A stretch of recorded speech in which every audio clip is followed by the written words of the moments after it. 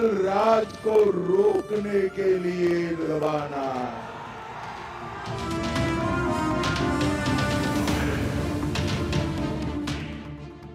ये जंगल राज चेहरा बदलकर, कपड़े बदलकर, भेष बदलकर चुपके से वापिस आना चाहता है। महागठबंधन की सरकार किसी एक जात की, किसी एक धर्म की सरकार नहीं होगी। भारत माता की, भारत माता की।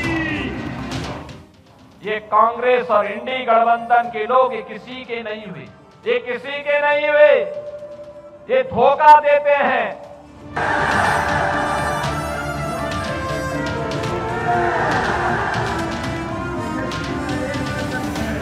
तो आप कहते हैं झूठा वादा या कल्पित बात करते हैं, तो इस पर जनता कैसे विश्वास करेगी। इसलिए मैं जनता से जरूर अपील करूंगा कि उनके बातों को एकदम नहीं समझें।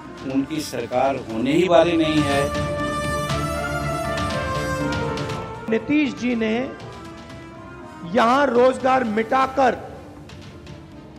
आपको देश का मजदूर बना दिया है।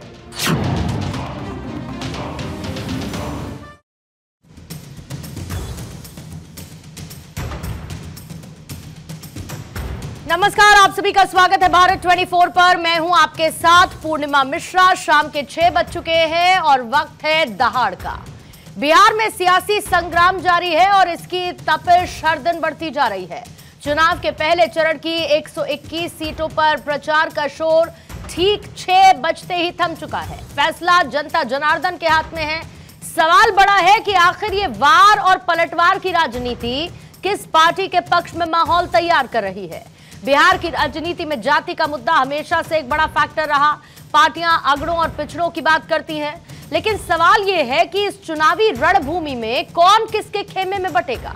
क्या जातिगत समीकरण इस बार भी हार जीत का एक सबसे बड़ा कारण बनेंगे या फिर इस बार मुद्दे भारी पड़ेंगे। इस चुनाव में पार्टियों का टारगेट भी लॉक हो चुका है। एक तरफ एनडीए है जो विकास और सुशासन की बात करती है, दूसरी तरफ महागठबंधन है जिसने सरकारी नौकरियों और रोजगार को सबसे बड़ा हथियार बनाया।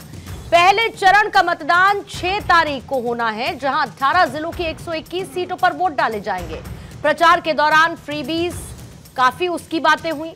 क्या मुफ्त बिजली, मुफ्त अनाज या कैश ट्रांसफर जैसे वादे किसी उम्मीदवार को आसानी से सीट दिला देने का सबसे आसान तरीका है, या फिर वोटर इस बार रोजगार, पलायन, शिक्षा, स्वास्थ्य जैसे बुनियादी मुद्दों पर अपना मत देने की तैयारी कर चुका है।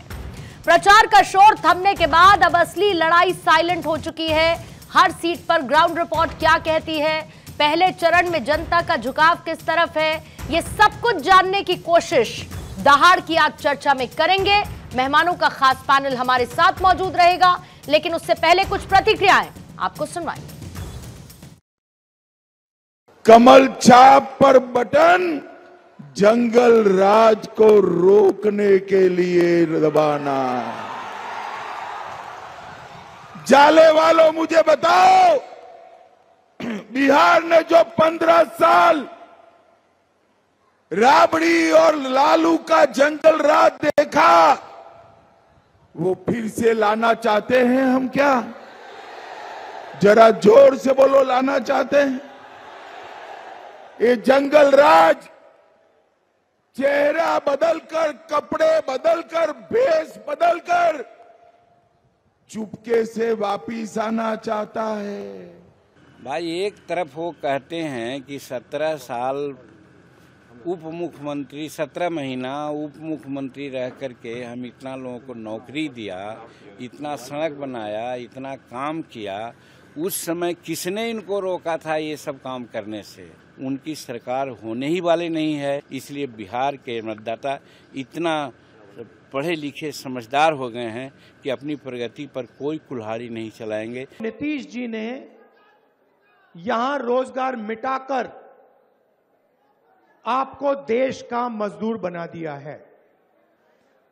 मैं युवाओं से पूछना चाहता हूं, आप मजदूर बनना चाहते हो क्या?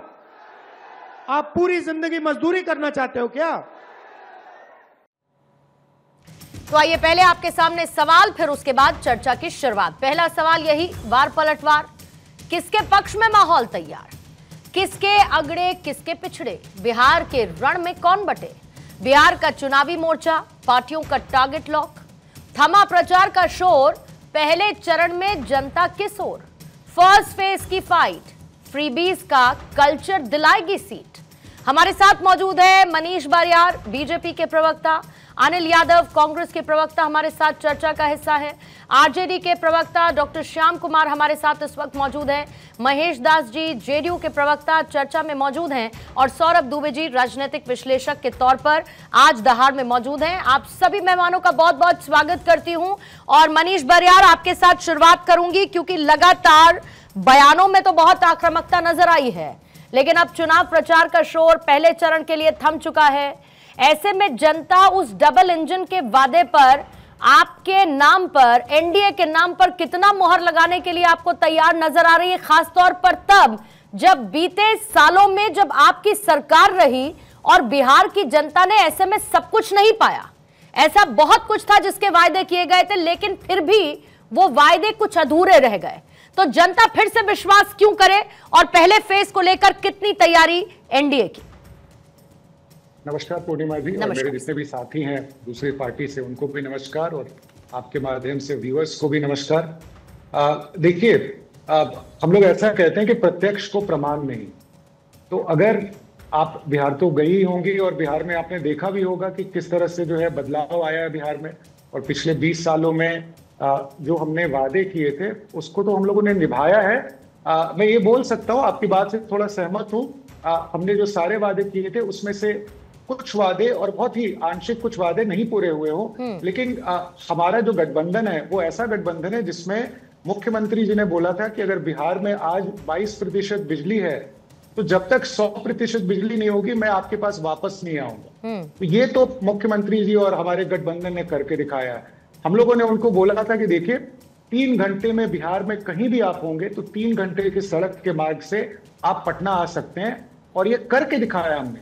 तो प्रत्यक्ष रूप से हम लोगों ने बोला था कि महिलाओं के लिए हम लोग सुदृढ़ करेंगे। महिलाओं की स्थिति बहुत ही बदतर थी 20 साल पहले, ना उनके पास रोजगार था, ना उनके पास सुरक्षा थी। महिलाओं को, और सिर्फ महिलाएं नहीं, सबको जो है सुरक्षा बहुत जरूरी होता है। तो लोग उद्योग की बात करते थे। आप बताएं कि अगर लॉ एंड ऑर्डर ही ठीक नहीं है तो उद्योग कैसे आएगा? Continuity of law and order नहीं है, अपहरण है, मर्डर्स है, और उस पर से एक ऑर्गेनाइज क्राइम, तो उद्योग तो आ ही नहीं सकता था। उद्योग के लिए तो बिजली पे चाहिए, उद्योग के लिए जो है एक अच्छा टेक्निकल कॉलेज चाहिए। बिहार में एक भी पॉलिटेक्निक कॉलेज, 1-2 पॉलिटेक्निक कॉलेज से, हर जिले में पॉलिटेक्निक कॉलेज है, हर जिले में इंजीनियरिंग कॉलेज है, हर जिले में मेडिकल कॉलेज है। तो किसी भी उद्योग को स्थापित करने के लिए जो मूलभूत सुविधाएं होती है, इंफ्रास्ट्रक्चर होता है, चाहे वो रोड हो या बिजली हो या ट्रेंड लोग हो, स्किल्ड लोग हो, ये कुछ नहीं होता था। तो उद्योग के मामले में भी, और मैं पूर्णिमा जी इस बात को मैं बोलना चाहूंगा आपके माध्यम से कि हमारा जो सकल घरेलू उत्पाद है बिहार का, पिछले 20 साल में आप देख लें, हम लोग प्रथम 5 राज्य में हमेशा आए हैं, और पिछले साल हम लोग 2 नंबर पे थे। तमिलनाडु के बाद 15.3% तमिलनाडु था, हम लोग 13.3% थे। तो अगर आप उसको भी, और नेशनल एवरेज से हमेशा हम लोग ऊपर होते आए हैं। तो कई बार लोग उद्योग के बारे में हमारा चर्चा करते हैं।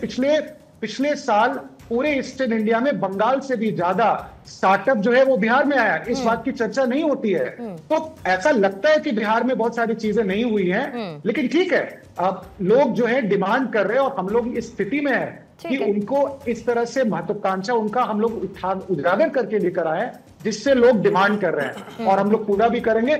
हम लोग राजद की तरह हम लोगों ने 2.5 करोड़ फैमिली में एक चीज जरूर मैं बारियार साहब बताना चाहूंगी, किसी भी पार्टी के प्रवक्ता के लिए आज मैं कह दूं, क्योंकि चुनाव प्रचार प्रसार का दौर थम चुका है, तो वो जितनी बातें होनी थी वो चुनावी मंचों पर हो चुकी हैं।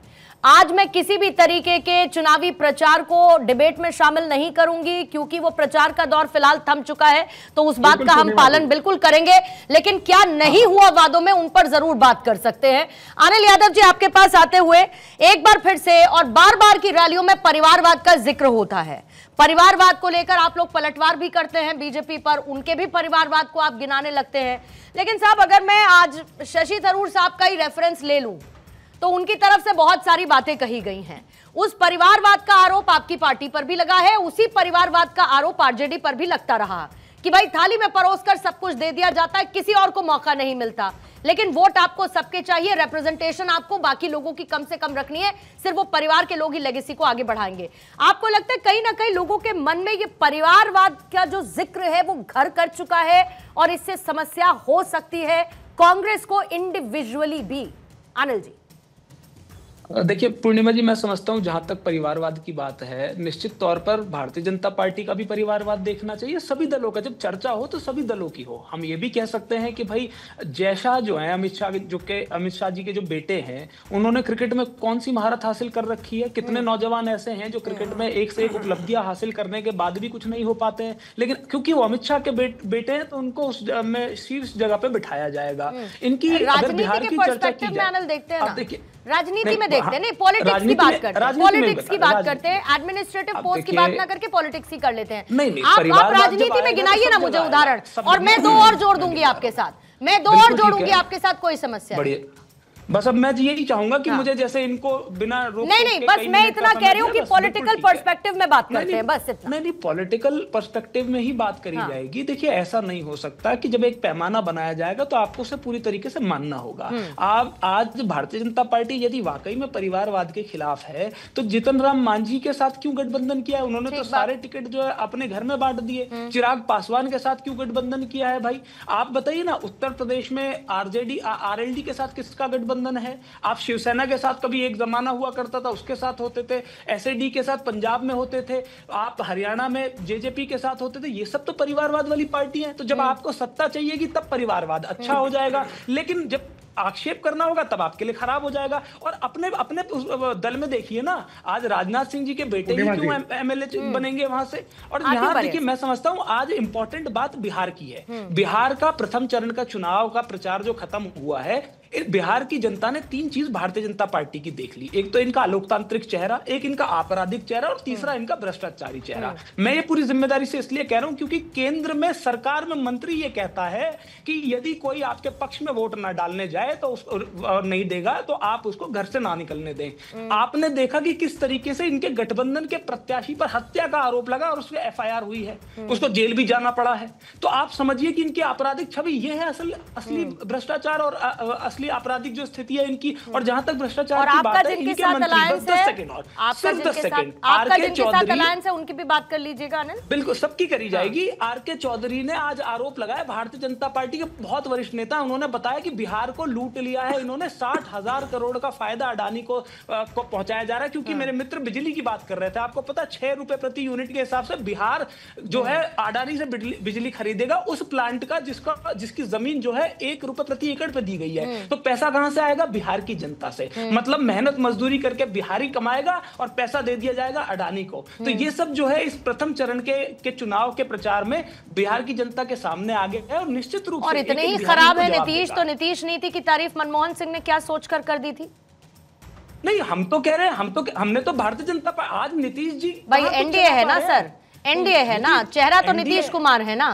अरे चेहरा तो नीतीश कुमार है ना सर। आप बिल्कुल ठीक कह रही हैं, नीतीश जी चेहरा है, लेकिन वो सिर्फ चेहरा है, चेहरा और मोहरा भी है वो साथ साथ। ठीक है, वो सरकार भारतीय जनता पार्टी ये बताया ना कि उन्होंने कितने, लेकिन आपने अपने साथी की बात नहीं की। बालियाल साहब का पहले मैं जवाब ले लेती हूँ, फिर उसके बाद आरजेडी के पास भी जाऊंगी, श्याम कुमार जी भी हैं। बालियाल साहब, सबसे पहले तो मैं भ्रष्टाचार के बारे में बात करूं अपने मित्र से। यहाँ के जो बिहार के युवराज हैं उनके खिलाफ जो है करीब करीब 27 केस है, और जो देश के युवराज हैं उनके खिलाफ भी वो भी बेल पे ही चल रहे हैं। तो भ्रष्टाचार के बारे में तो वो बात ही ना करें। अगर बात करना शुरू करूंगा तो लंबी फहरिस्त निकलेगी, वहां तो कुछ बात कर नहीं सकते, मुंह दिखाने के लायक नहीं रहेंगे अगर भ्रष्टाचार की बात करें तो। दूसरा जो बात कर रहे थे परिवारवाद की, तो आप मुझे पूछिए और पूरे देश को पता है कि अगला जो है कांग्रेस पार्टी का प्रेसिडेंट, अगला जो सर्वा कौन होगा वो सबको पता है। लेकिन आप भारतीय जनता पार्टी में एक सेकंड मेरी बात कंप्लीट हो जाने दीजिए, उसके बाद आप बोल। मैंने आपके बीच में नहीं बोला, रिस्पेक्ट है आपके लिए। लेकिन भारतीय जनता पार्टी में अगला जो है, भारतीय जनता पार्टी का कौन सा प्रेसिडेंट होगा किसी को भी नहीं पता है। अगला प्रधानमंत्री कौन होगा किसी को पता नहीं है। लेकिन राजद में पता है, सबको पता है कि अगला कौन होगा। कांग्रेस पार्टी में सबको पता है इस विचार के खिलाफ भारतीय जनता पार्टी। तो अगर इस बात की परिवारवाद, ऐसे नहीं हम लोग बोलते परिवार, और ये इसी बात का शायद शशि थरूर इनके अपने नेता है, तो पहले तो आप जाके शशि थरूर को बोलें जो कह रहे हैं। वो तो शशि थरूर कह रहे हैं कि परिवारवाद है, भ्रष्टाचार है, तो इन सब चीजों के बारे में तो क्या उनको अपना अपना नेता नहीं मानते? छोटा सा जवाब। तो ये तो दूसरी बात है। तीसरी बात जो उन्होंने बोली, तो देखिए बिहार की जनता समझदार है, उन्हें पता है कि नीतीश कुमार ने क्या करके दिखाया पिछले 20 साल में। इनका जो रोड मैप देते हैं उसमें तो अगर 10 रुपए में चेहरा क्यों नहीं बना देते भाई आप कहिए कि मुख्यमंत्री बनाएंगे उन्हें, तब तो लगे कि नीतीश कुमार की बात हो रही है। मेरी बात कंप्लीट कर दीजिए, आप अपने समय में अपनी बात रखिएगा। तो देखिए बड़ा हास्यास्पद है जिस तरह से उन्होंने सरकारी नौकरी की बात की हर घर में, सबको पता है। अब तो ये काफी डिस्कशन हो गया, अब उस पर मैं नहीं बात करना चाहता हूँ। लेकिन जिस पार्टी ने, 2 पार्टी मिल करके, जिसके पास इतनी भी दिमाग नहीं हो, मतलब वो पूरे बिहार की जनता को जो बेवकूफ समझ ले, उस तरह का प्रपोजल लेकर के आना अपने आप में हास्यास्पद है। तो ये क्या बात करेंगे इन सब चीजों पर? अनिल क्विकली 10 सेकंड में, फिर उसके बाद श्याम कुमार जी के पास जाऊंगी जल्दी से। ये कह रहे थे कि इनके सहयोगियों ने ये कहा वो कहा। चिराग पासवान ने, जो कि आपके सहयोगी हैं, उन्होंने कहा कि बिहार में जंगल राज चल रहा है और मुझे बड़ा दुख होता है कि भाई नीतीश जी की सरकार में चल रहा है, तो वो भी आपके सहयोगी हैं। आप कहिए कि भाई चिराग पासवान गलत कह रहे थे, या माफी मंगवाइए उनसे, तब तो माना जाएगा। और ये बड़ी खराब बात है कि भाई 2 मीटर तक परिवारवाद जो है वो सही है, उसके बाद वाला परिवारवाद खराब है। पूरी क्लियरिटी से कहिए ना। बिल्कुल, और उसी क्लैरिटी के साथ ये भी कहना चाहिए था अनिल यादव जी कि जब खेसारी लाल आके कह देते हैं कि उस वक्त कम से कम पैसे देकर जान तो बच जाती थी, तो जब जंगल राज का महिमा मंडन आपकी अलायंस के पार्टनर के नेता करते हैं, तो फिर उसी क्लैरिटी के साथ बात उस पर भी होनी चाहिए। श्याम कुमार साहब, फ्री बीज का कल्चर बार बार याद दिलाता है कि भाई मुफ्त की योजनाएं बांटो और वोट बटोरो। अब दोनों तरफ से ये चलता है, एनडीए की तरफ से भी चल रहा है, महागठबंधन की तरफ से भी चल रहा है, लेकिन फ्री बीज पर कब तक वोट बटोरिएगा सर? बात तो होनी चाहिए कि वहां के लोगों को रोजगार मिले, वहां पर उद्योग स्थापित हो। बात की होनी चाहिए कि पलायन किसी तरीके का ना हो, कानून व्यवस्था दुरुस्त होनी चाहिए। लेकिन आज ही कह दिया कि भाई संक्रांत के दिन 30-30 हजार रुपए हम अकाउंट में डाल देंगे। एन मोमेंट पर ये कैश ट्रांसफर का लालच देकर क्या बटोरना चाहती है आरजेडी?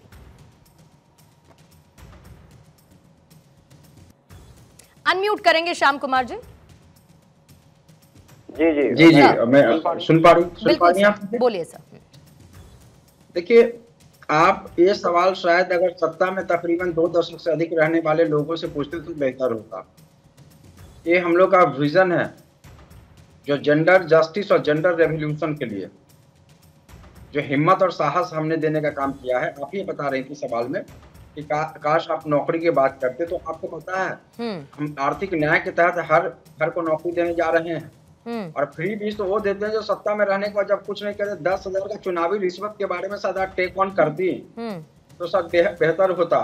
सुना नहीं आपने, मैंने कहा कि दोनों तरफ से फ्री बीज का ऐलान हो रहा है। वो ठीक नहीं सुना आपने?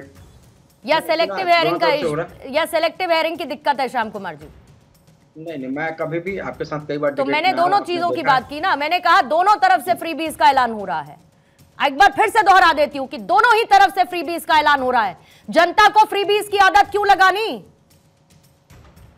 देखिए एक बात समझिएगा पूर्णिमा जी, मैं आपको बताना चाहता हूँ कि फ्री बीज जो वो लोग देते हैं ना कि 20 साल सत्ता में रहने का जब कुछ नहीं कर पाते हैं, तो फ्री बीज के नाम पर 10,000 की चुनावी रिश्वत का टेक ऑन कीजिएगा। पहला पॉइंट नोट कीजिएगा।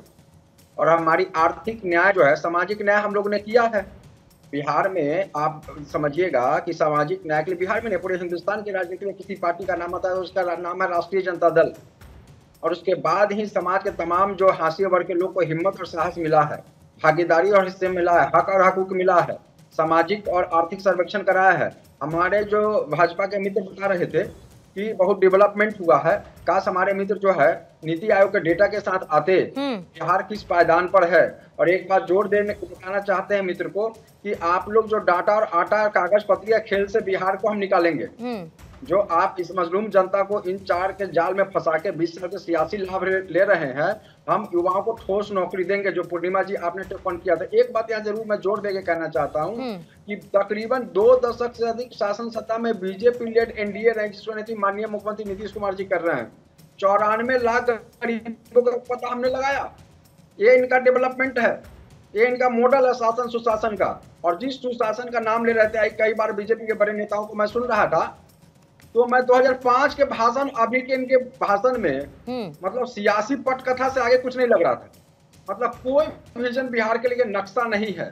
और हमारा जो है नक्शा क्लियर है, हमने आपको कई डिबेट में साझा भी किया है। हम पहला काम जो है युवाओं को नौकरी है और महिलाओं का सशक्तिकरण है और सामाजिक न्याय पर आधारित हमारा गवर्नेंस होगा। इनका गवर्नेंस का फिलॉसफी है, दर्शन है पूंजीवाद, और हमारा है समाजवाद। नहीं तो नौकरी देने के ऐलान से नौकरियां पैदा हो जाएंगी क्या? देखिए, सबसे पहले शासन सत्ता चलाने के लिए आपको विल पावर की जरूरत पड़ती है। उसमें ऊर्जा, उसमें एनर्जी, उसमें विजन। श्याम जी, फीलिंग से ज्यादा मुझे लगता है फैक्ट्स की बात होनी चाहिए ना सर। सामाजिक न्याय कह देने से सामाजिक न्याय नहीं होता ना। जरा बताइए कि टिकट बंटवारों में कितने पिछड़ों को आपने रिप्रेजेंटेशन दे दी है, गिना दीजिए जरा मुझे। नहीं, क्या आपको गिनाना? आप अरे क्यों नहीं गिनाएंगे? आप कह दीजिए, जनता को आप गिनाना नहीं चाहते, मैं मान लूंगी आपकी बात। बताइए। सुनिए ना, आप पसमानदा मुस्लिम को आज जो है बिहार की राजनीति में जो एक बड़ा जो हक और हकूक मान सम्मान देने का काम किया है वो आरजेडी ने। और यादव कितने दिए? आप आइए ना, मैं यादव कितने दिए? आप आ रहे हैं आपके उस पर भी आ रहे हैं। तो आप समझिए कि ईबीसी फैक्टर रहा। हमारे मनीष जी बड़ा मुस्कुरा रहे हैं, आपको मुस्कुराना तो बिहार के बदहाल हो ही गए 20 साल के शासन सत्ता मित्र। लेकिन मैं आपको एक बात बता रहा हूँ, समाज के सभी वर्गों की भागीदारी और हिस्सेदारी हमने सुनिश्चित किया है। जो सामाजिक आर्थिक सर्वेक्षण के तहत ईबीसी, आप ईबीसी में देखिए ना, डिप्टी चीफ मिनिस्टर, आने वाला दिन में और डिप्टी चीफ मिनिस्टर आपको देखने को मिलेगा। उस पर तो छोड़ दीजिए सर, अलग बहस हो चुकी है। 3% और 17% में आपने 3% को चुना, उस पर एक अलग बहस हो चुकी है। फिर आप सामाजिक न्याय की बात करते हैं और उनको पकड़ाते हैं झुंझुना की। थोड़ा इंतजार करिए, आगे देखेंगे क्या होगा। बरियार साहब 20 सेकंड आपको दूंगी जवाब के लिए सर। 20 सेकंड में बहुत टू द पॉइंट जवाब रखिएगा, फिर उसके बाद महेश दास जी और फिर सौरभ जी आपके पास। बरियार साहब, मेरे श्याम भाई जो है मेरे मित्र हैं, वो पसमंदा मुसलमानों की बात कर रहे थे, इसलिए मैं मुस्कुरा रहा था क्योंकि उनके बारे में तो उन्होंने कभी सोचा नहीं। भारतीय जनता पार्टी ने उनको करीब करीब फोर्स कर दिया सोचने के बारे में। वो पसमंदा खुद को नहीं कर पाए आप लोग, अच्छी बात है। और हम लोगों ने तो खुद को आप फोर्स नहीं कर पाए सोचने के लिए। लेकिन बरियार साहब, हम लोग ने तो खुद को आप फोर्स नहीं कर पाए सोचने के लिए कि अपनी 101 सीटों में एक कैंडिडेट किसी मुस्लिम को उतार दें। अपने आप को आप फोर्स नहीं कर पाए। देखिए इस बात पे जो डिबेट बहुत हो चुका है, नहीं होनी भी चाहिए, होनी क्यों नहीं चाहिए? आपको कैसे किसी मुस्लिम में विनेबिलिटी फैक्टर नजर नहीं आता सर? ठीक है, आपकी पार्टी का आंतरिक मसला है, मैं बात ही नहीं करती, लेकिन कम से कम रिप्रेजेंटेशन की जब बात करते हैं आप लोग, और आपके साथी हैं महेश दास जी बैठे हैं, ये लोग भी सामाजिक न्याय की बातें क्या कम करते हैं? इन्होंने तो फिर भी चलिए दे दिया, आप लोगों ने तो एक को भी नहीं दिया सर। नहीं, अगर वैसी बात होती है तो देखिए, सामाजिक न्याय का हमेशा ये मतलब नहीं था कि जो जिस जात का है सिर्फ वही उस जात का आदमी उस सामाजिक न्याय दे सकता है, या जिस धर्म का वही कर सकता है। तब तो आप अगर आप उस लॉजिक से चलेंगे मत करिए, तो फिर इनके 3% के चुनाव पर सवाल मत उठाइए, मत करिए, कोई दिक्कत नहीं है। अगर हाई मॉरल ग्राउंड लेने हैं तो वो मॉरल ग्राउंड इक्वली आपके लिए भी उतने ही एप्लीकेबल है जितना इनके लिए है। देखिए मेरी बात वो नहीं है, मेरी बात कुछ और है। मुसलमानों के लिए जितनी स्कीम्स इस एनडीए के सरकार ने लेकर आए, पिछली करीब मैं जाना नहीं चाहता हूं क्योंकि आपने मना कर दिया, करीब 17 से 18 स्कीम है। उनके समय में एक भी स्कीम मुसलमानों के लिए नहीं था, एक भी नहीं। और ये सारी स्कीम्स उनकी पढ़ाई के लिए, उनके रोजगार के लिए, कब्रिस्तान के लिए, जिसके चलते कई बार जो है अनफॉर्चुनेटली क्रिमिनल राइट्स हो जाते थे, उसके लिए तो इतने सारे स्कीम्स लेकर आए। नहीं, आप सेंट्रल स्कीम्स की बात कर रहे हैं ना? सेंट्रल स्कीम्स की बात कर रहे हैं या स्टेट स्कीम्स की बात कर रहे हैं? जो माइनॉरिटीज के लिए, मुसलमानों के लिए खासकर हम लोग लेकर आए, पसवंदा मुसलमानों के लिए हम लोगों ने काफी सारे अलग से स्कीम्स लेकर के आए। तो इसीलिए मैं उस समय हंस रहा था कि देखिए श्याम जी तो बड़ी अच्छी अच्छी बातें बोल रहे हैं, लेकिन जहां तक उस बातों को काम करने का बात आता है तो करते नहीं है उनकी पार्टी। क्योंकि आपकी पार्टी क्षेत्रीय है, मैं फिर पूछती हूँ कि जातीय समीकरण कितना फिट बैठाया है जेडीयू ने इस बार?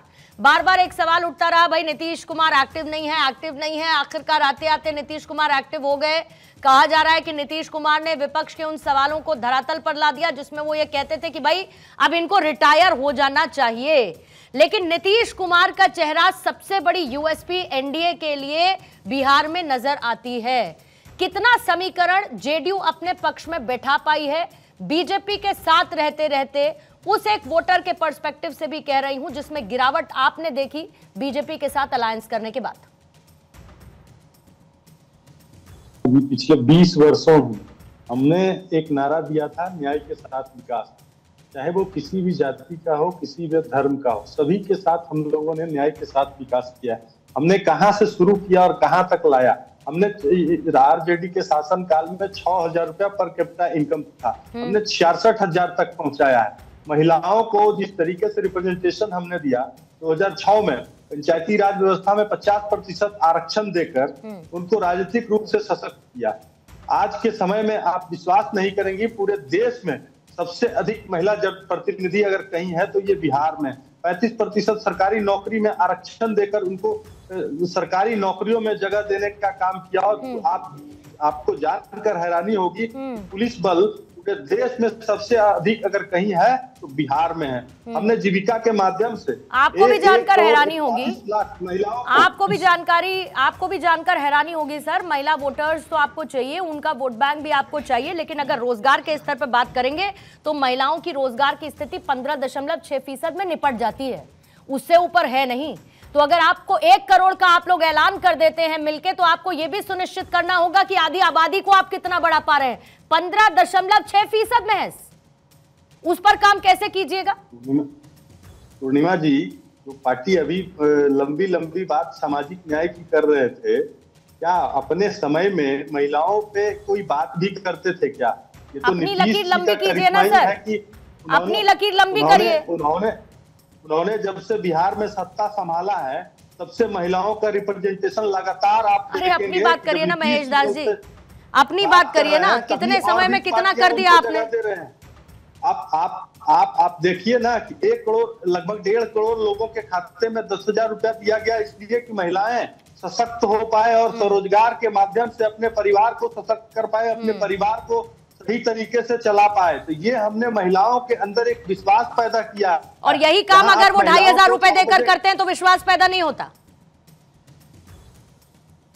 देखिए 2,500 दे देना किसी को, उसके बाद आप भूल जाइए, और एक सहायता राशि देकर उनको एक रोजगार कर देना, ये परिवार उनका चलेगा। 2,500 से कौन सा परिवार चल जाएगा? हमको ये बता दीजिए। तो कह दिया ना 30 देंगे, कह तो दिया 14 तारीख को 30 डाल देंगे, सरकार बन जाएगी। तो बताइए आपके से तो बहुत ज्यादा है।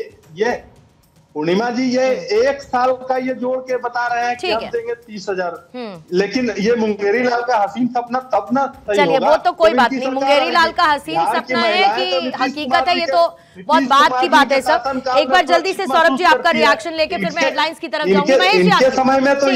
महेश जी आ रही हूँ, काउंटर लूंगी साथ साथ। महेश जी थोड़ा समय दीजिएगा, ठीक है। सौरभ जी जल्दी से क्विक रिएक्शन आपसे, क्योंकि मुझे हेडलाइंस की तरफ भी जाना है।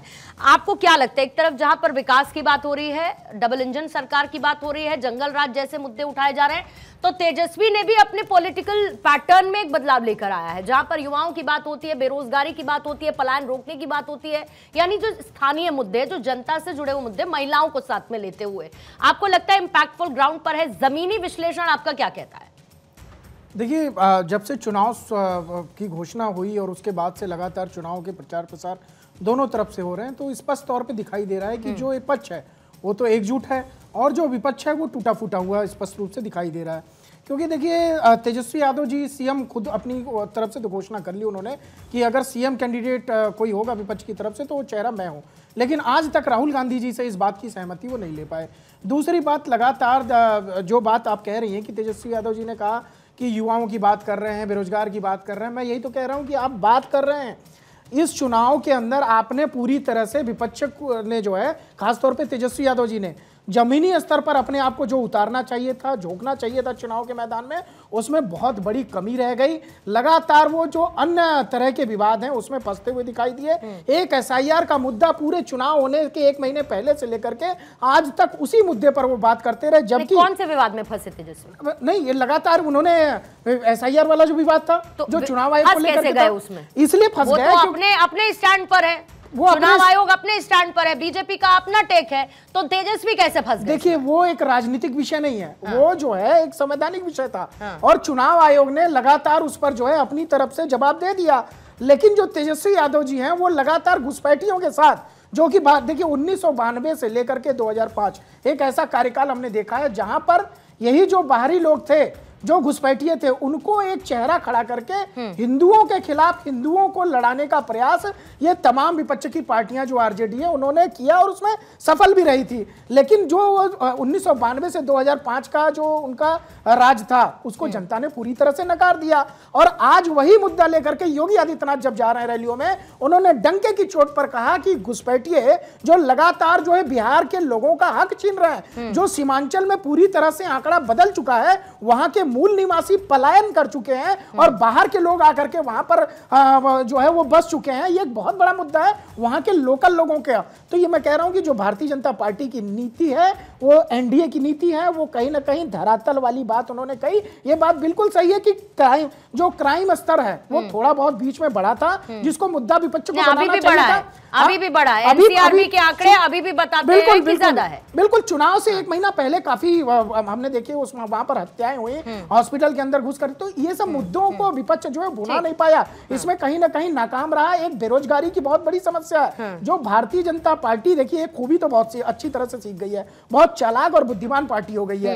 जो भी उसके अंदर कमियां हैं वो उसको मजबूती के साथ अपना हथियार बना करके विपक्ष पर प्रहार करती है। आज परिवारवाद की बात जो है जब वो शशि थरूर साहब कर रहे हैं, तो शशि थरूर साहब के बयान को लेकर के एक बड़ा हथियार बना करके भारतीय जनता पार्टी उसको मुद्दा बनाने की कोशिश कर रही है। अभी आप बता रही थी कि ज्यादा आज चुनाव तो अंतिम दिन है प्रचार का, तो आप ज्यादा चुनावी बात करने से बचना चाहेंगे। एक दो बात यहाँ हम जोड़ना चाह रहे थे। एक डिस्कोर्स जो आप लोग मीडिया हाउस और मीडिया पैनल डिस्कशन कराते हैं, तो बहुत सारे लोग मीडिया को बहुत सारे दृष्टिकोण से देखते हैं, खासकर एकेडमिक पर्पज से भी देखते हैं। तो दो तीन चीज हम आपको यहाँ कहना चाहते हैं। पिछले 20 वर्षों में जो बिहार की राजनीति में क्या डिस्कोर्स दिया है, उसमें सबसे पहली बात मैं आपको बताना चाहता हूँ कि जोड़ तोड़ की राजनीति और सुविधा की राजनीति की बहुत बड़ा चैप्टर इन्होंने जोड़ दिया है। और यू टर्न तो इतना बड़ा तमगा मिला है, मतलब यही बिहार की धरती क्रांति की धरती रही है। कर्पूरी ठाकुर साहब का नाम वैचारिकी और राम मनोहर लोहिया साहब का नाम समाजवाद के रूप में जानते हैं, लेकिन उस समाजवाद को पूंजीवाद के जोड़ के जो मतलब की चीजें उभरी है वो हमारे लोकतंत्र की बहुत बड़ी विडंबना है। और वैचारिकी बनाम भौतिक आइडियोलॉजिकल कमिटमेंट जीरो। तो ये सारे सवाल का जवाब जेडीयू को इस चुनाव में कल और 6 और 11 तारीख में जनता, मैं समझता हूँ कि उचित जवाब निश्चित तौर से देगी। और आप बस रिजल्ट का इंतजार करिएगा 14 तारीख को, कि बिहार पॉलिटिकल कॉन्शियस स्टेट है। बाहर से लोग वोट डालने जाते हैं कि एक मतलब हर व्यक्ति, हर शख्सियत, हर वोटर एक वैचारिकी देखता है। लेकिन 20 साल में जो वहाँ की राजनीति जो हुई है उसका केंद्र में सिर्फ पावर कैंप रही है, सरेंडर होना। देखिए एक बड़ी विडंबना रही बिहार की राजनीति का।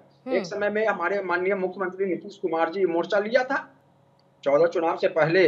बिहार को एक हम लोगों ने भी हिम्मत साहस देने का काम किया। 15 में हमारे साथ आए थे, महागठबंधन शब्द का नया इजाद हुआ था, और वो महागठबंधन से ही निकल के चले गए। आप समझिएगा इस बात को कि जिस रेस में उनको होना था, कद काठी राजनीतिक कद काठी उनका बड़ा था, अपने आप उन्होंने जो है उसके मुकाबले कम। तो उम्मीद में तो नहीं है ना श्याम कुमार जी फिर आ जाएंगे नीतीश कुमार? देखिए वो आ सकते हैं, मैं नहीं कह सकता उनके मन में क्या चलता है, कोई नहीं बता सकता। क्योंकि बहुत ज्यादा आप नीतीश बाबू के बारे में कहते नहीं हैं, मतलब मन मुटाव को ज्यादा गहरा करना चाहते नहीं हैं आप नीतीश जी के साथ। देखिए हमारे मुख्यमंत्री हम सम्मान करते हैं, 14 तक उसके बाद राजनीतिक विदाई तय है और सम्मान पूर्वक उनकी राजनीतिक विदाई होनी चाहिए। ठीक। और हम जो राजनीतिक कद का नापने का काम बीजेपी ने पिछले चुनाव में 2020 से अब तक किया, बयानों का विश्लेषण करिए तो आप देखिए कि बीजेपी ने किस तरह से अपने सियासी कद को 20 के बाद धीरे धीरे बढ़ाना शुरू किया। और आप देखिए उस समय जो सिर फुटअवल हुआ, मतलब माननीय चिराग पासवान जी ने टेक ऑन किया पॉलिटिकल, मतलब अटैक जितना उन पर हुआ, वो जो राजनीतिक अवसाद से चुनावी अकेलापन का शिकार हुए वो संभल नहीं पा।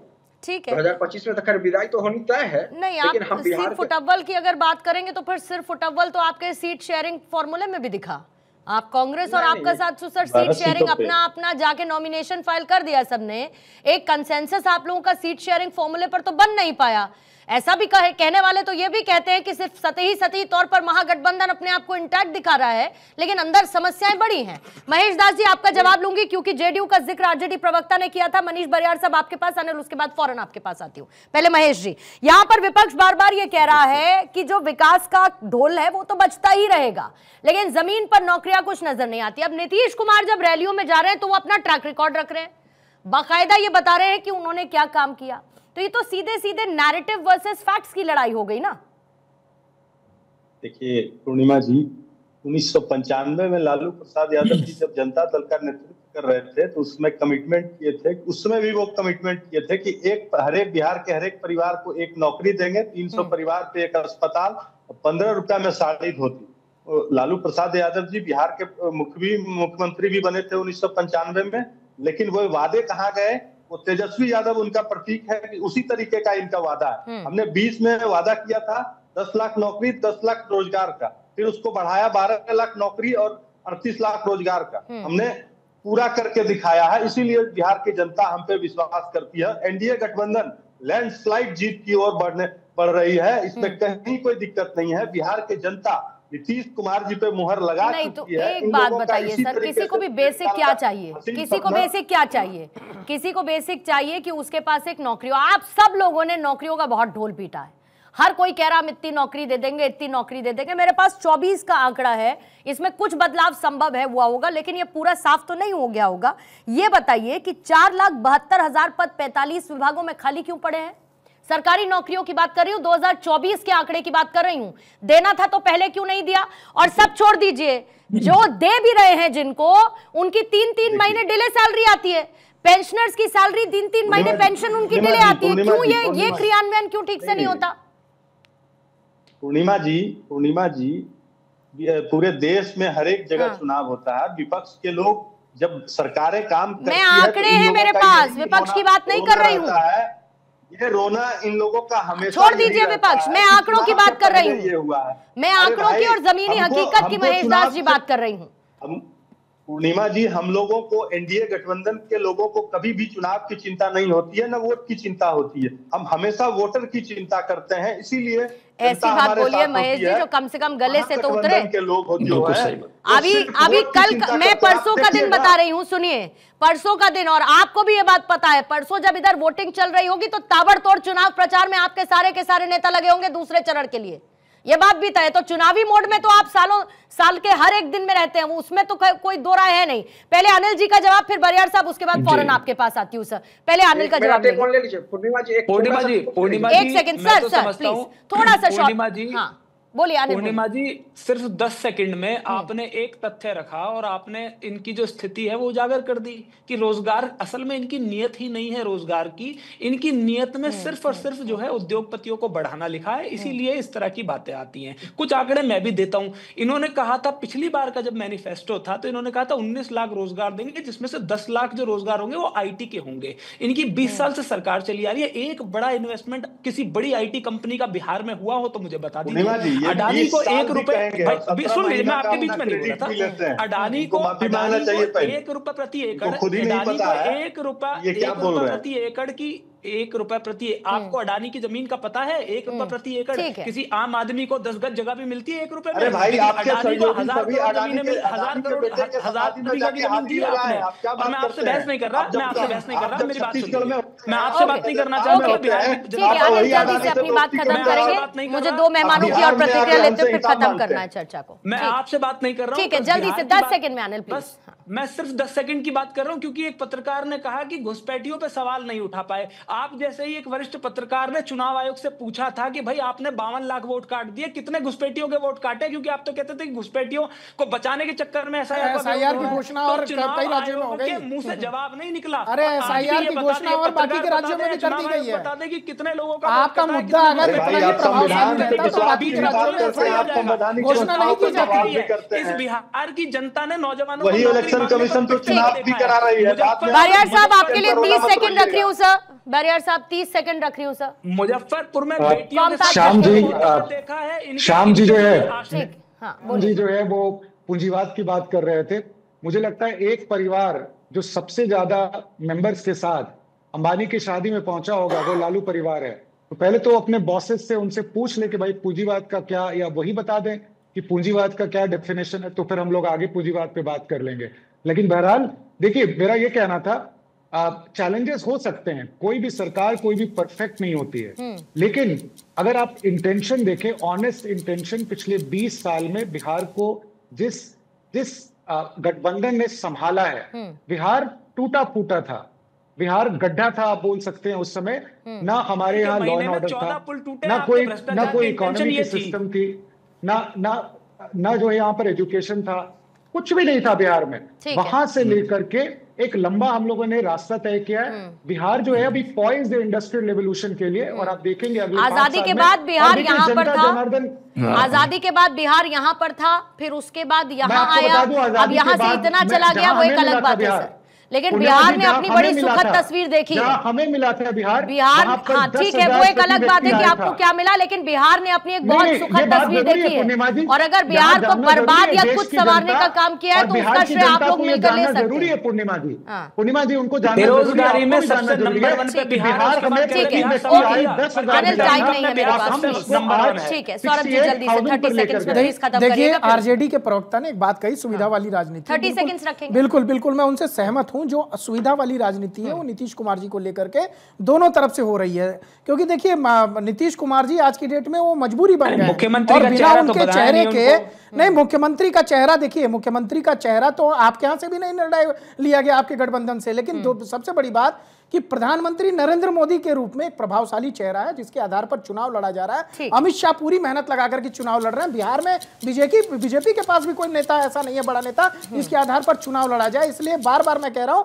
कि ये टूटा फूटा हुआ विपक्ष पर पक्ष जो है एकजुट। चलिए, बहुत ज्यादा वक्त है नहीं, क्योंकि जनता का mood, cast equation, freebies versus fundamental, जनता के मन में क्या उतरता है उसकी तस्वीर बहुत जल्दी साफ हो जाएगी, क्योंकि फर्स्ट फेज का इलेक्शन होने वाला है और उसके लिए अब चुनाव प्रचार का दौर भी थम चुका है।